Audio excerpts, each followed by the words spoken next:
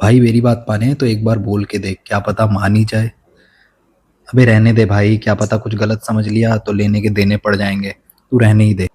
तो ऐसे self talk तुम भी बहुत ज्यादा अपनी इनर वॉइस के साथ करते होगे। तो इससे रिलेटेड मैंने एक बहुत इंटरेस्टिंग टेड टॉक देखा जिसका नाम है do you talk to yourself. Ethan Kross करके एक न्यूरो साइंटिस्ट है जिन्होंने दिया है, और बहुत ही इंटरेस्टिंग चीज बताई है कि जो ये आपकी इनर वॉइस है, ये आपके लिए बहुत कंस्ट्रक्टिव भी हो सकती है और बहुत डिस्ट्रक्टिव भी हो सकती है। तो आप इसको एक टूल की तरह यूज कर सकते हो अब कंस्ट्रक्टिवली।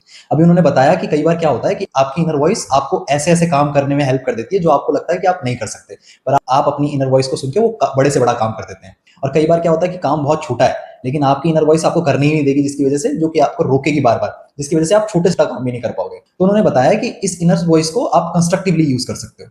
और कंस्ट्रक्टिवली यूज करने के इन्होंने 3 तरीके बताए हैं इस वीडियो में, जिसमें से पहला तरीका क्या है, आपने ये देखा होगा कि जनरली क्या होता है कि जब भी हम किसी को एडवाइस देते हैं तो लोग अक्सर हमारी एडवाइस मानते हैं और कई बार उनको उससे फायदा भी होता है। लेकिन जब खुद की एडवाइस सुनने की बात आती है तो हम अपनी एडवाइस नहीं सुनते हैं। तो पहली बात उन्होंने कहा है कि आप कम से कम अपनी एडवाइस मानना स्टार्ट करो जो आप एडवाइस खुद को देते हैं। दूसरा तरीका उन्होंने क्या बताया है कि वेंटिंग करके, जब भी आपके दिमाग में नेगेटिव थॉट्स आए, नेगेटिव इनर वॉइस आए, तो आप उसको किसी के साथ जाके शेयर करो। बट उन्होंने कहा है कि सिर्फ शेयर करना इनफ नहीं है, आप इस बात का भी बहुत बारीकी से ध्यान रखो कि आप किसके साथ वो शेयर कर रहे हो।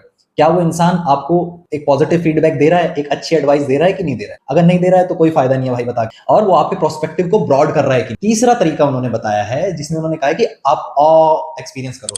तो ऑ क्या है, वही वाली फीलिंग जो होती है ना, बहुत मजा आ गया भाई ये करके, वही वाली फीलिंग। अब ऐसा हर किसी के केस में अलग अलग हो सकता है। हो सकता है आपको कोई इंस्ट्रूमेंट बजा के या इंस्ट्रूमेंट सुन के या गाना सुन के ऐसी फीलिंग आती हो, या फिर आपको कुछ बुक पढ़ के ऐसी फीलिंग आती हो, या कोई ऐसा फैक्ट पढ़ के फीलिंग आती हो। तो बस वही आपने महसूस करना है। अब जब आप ये ऑ फीलिंग एक्सपीरियंस करते हैं तो आप महसूस करते हैं कि आप उस बड़ी चीज के मुकाबले बहुत छोटे हैं, जिसकी वजह से क्या होता है, आपकी जो ये कंटिन्यूस नेगेटिव सेल्फ टॉक है ये रुक जाता है और आप पॉजिटिव फील करना स्टार्ट करते हो। तो 3 तरीके बताएं, बहुत इंटरेस्टिंग है, मैं लिंक बायो में डाल दूंगा, आप जाके जरूर देखना ये टेड टॉक।